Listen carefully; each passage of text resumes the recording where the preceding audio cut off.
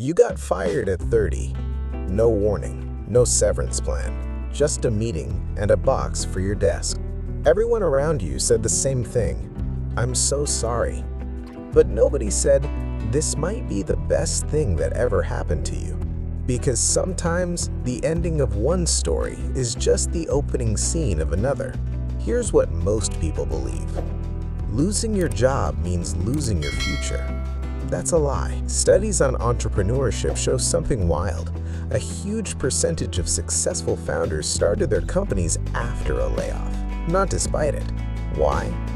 Because comfort keeps you stuck, and crisis forces you to move.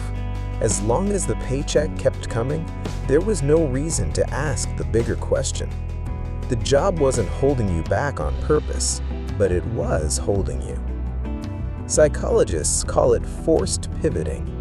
When your safety net disappears, your brain stops asking what if and starts asking what now.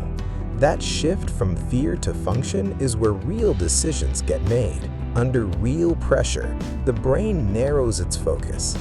It stops chasing every idea and starts chasing the one that matters.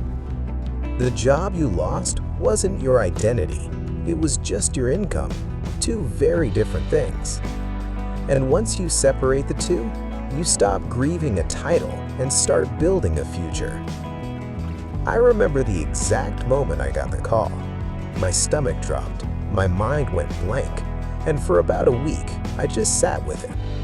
I scrolled job boards at 2 a.m., applied to roles I didn't even want, and felt smaller with every rejection email. Then one night, I stopped applying and opened a notebook instead. I wrote one question at the top. What do I actually want to build? That question changed everything. Take a guy named Ryan, marketing manager, laid off at 30, 2 months of savings left. The first week, he did what everyone does. Panic applied to 20 jobs a day. Silence. No replies, no interviews. So he asked himself a harder question. What did I actually do well that made other people money? The answer was simple. He knew how to grow brands from nothing. So instead of chasing another 9-to-5, he offered that exact skill to one small business for almost nothing, just to prove it worked. That one client became 3. 3 became 10. 6 months in, he wasn't job hunting anymore. He was hiring. 18 months later, that failure was a 6-figure company. Ryan didn't get lucky. He got specific. Notice what actually changed Ryan's story. It wasn't a miracle. It wasn't a lottery ticket. It was one decision: to stop asking who will hire me and start asking who needs what I already know. That's the real difference between people who recover from a layoff and people who reinvent themselves because of one. The skill was never gone, only the paycheck was.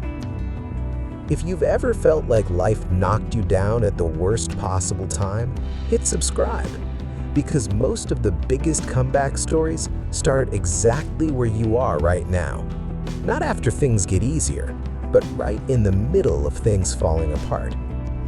So, if you lost your job at 30, don't call it the end.